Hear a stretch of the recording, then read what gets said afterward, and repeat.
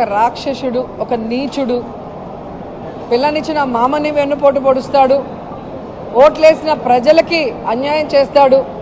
తనని ముఖ్యమంత్రి చేసిన ఈ రాష్ట్రాన్ని కారణం లేకుండా తన స్వలాభం కోసం ముక్కలు చక్కలు చేస్తాడనేది రాష్ట్ర ప్రజలందరూ గమనించారు కాబట్టే, అర్థం చేసుకున్నారు కాబట్టే 2019లో అతన్ని తరిమి కొట్టారు.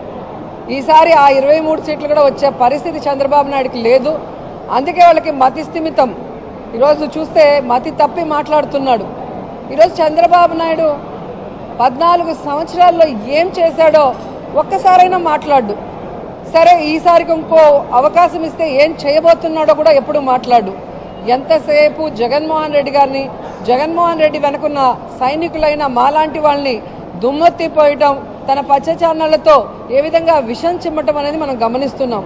కానీ జగన్మోహన్ రెడ్డి గారు తన ప్రతి మీటింగ్లో కూడా తాను ఏం చేయబోతున్నాడు, తాను చెప్పింది ఏం పూర్తిగా చేశాడో చెప్పి, నేను మీకు చేశానని నమ్మితేనే, మీకు అభివృద్ధి కానీ సంక్షేమం కానీ మీ కుటుంబానికి అందిందని నమ్మితేనే నాకు ఓటేయండి అని అడుగుతున్నారు అంటే అది దమ్మున్న నాయకుడి లక్షణం. తాను పని చేశాడు, 100% ప్రజలకి సంతోషాన్ని, అలాగే సంక్షేమాన్ని, అభివృద్ధిని అందించాడు కాబట్టే అంత ధైర్యంగా అడగగలుగుతున్నాడే తప్ప చంద్రబాబు నాయుడు లాగా కుంటి సాకులు చెప్పి తప్పించుకోలేదు.